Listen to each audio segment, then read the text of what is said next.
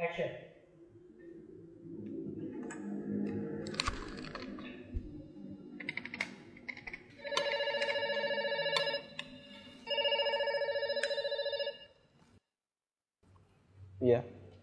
Halo, selamat siang Pak Ami.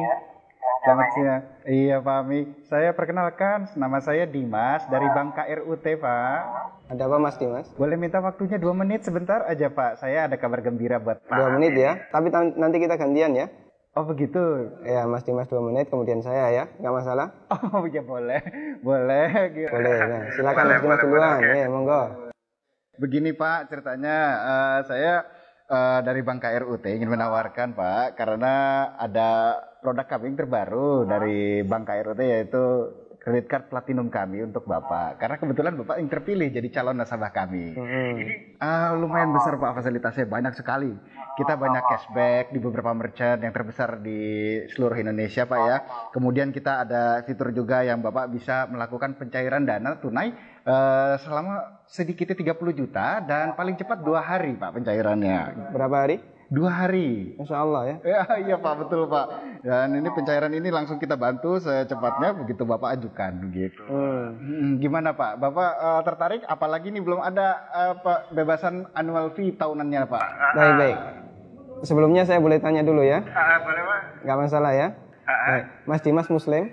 Saya, iya Pak, betul Pak. Alhamdulillah ya, kita sama-sama Muslim. Mas Dimas pernah dengar nggak tentang riba? Iya, pernah dengar maksudnya. Iya. Pernah kebayang bahaya riba nggak? Bahaya riba? Iya tahu Pak. Mungkin pernah dengar hadisnya atau ayat Qur'annya?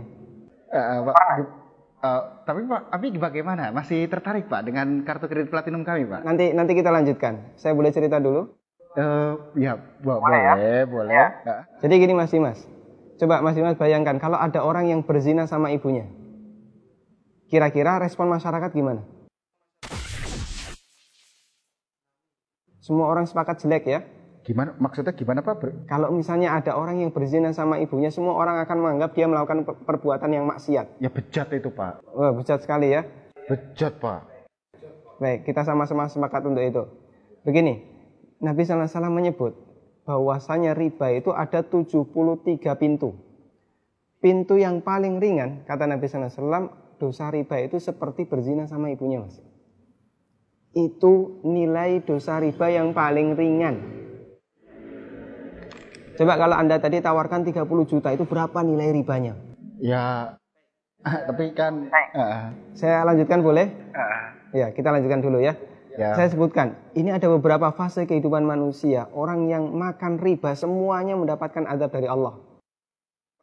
Pertama, ketika di dunia, orang yang makan riba itu ditantang perang oleh Allah. Coba Mas bayangkan. Kata Allah Subhanahu wa taala, ya ayyuhalladzina amanu taqullaha wa dharu ma baqiya minar riba. Wahai orang yang beriman, bertakwalah kepada Allah dan tinggalkan semua bentuk riba. Fa in lam taf'alu fa'dzanu biharbi minallahi wa rasulih.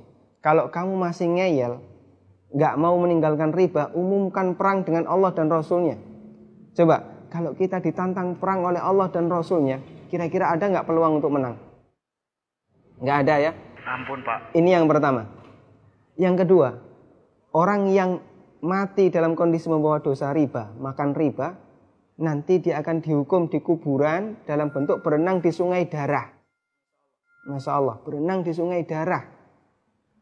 Kata Nabi SAW, beliau pernah menceritakan mimpinya, dan mimpi beliau itu wahyu. Nabi SAW pernah melihat ada orang yang berenang di sungai darah, kemudian di tepi sungai ada orang yang membawa batu. Setiap orang ini berenang menepi dilempari batu ke mulutnya, kemudian balik ke tengah. Ini yang kedua.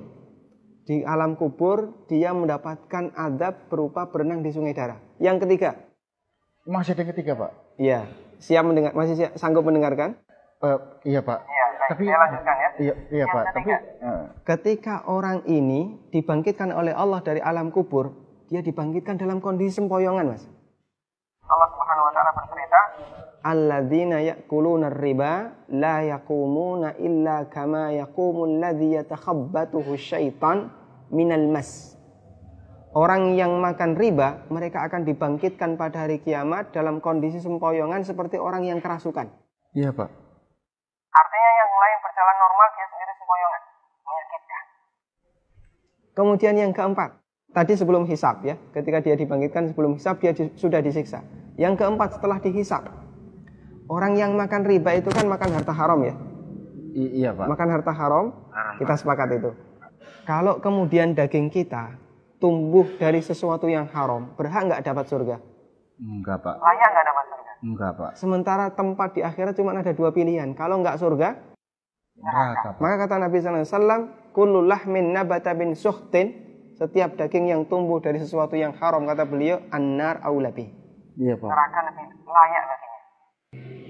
Coba Mas Dimas bisa perhatikan, dalam 4 fase kehidupan orang yang makan riba itu semuanya sengsara. Ketika masih hidup di dunia dia ditantang perang oleh Allah. Ketika mati dia berenang di sungai darah. Iya Pak. Ketika dibangkitkan dalam kondisi sempoyongan, setelah hisab dia ditempatkan di neraka. Iya Pak. Masya Allah. Masih ada tawaran yang lain? Ampun Pak. Masih dilanjutkan? Ampun Pak. Mas Dimas bisa renungkan Iya Pak. beberapa poin yang tadi saya sampaikan. Iya, Pak.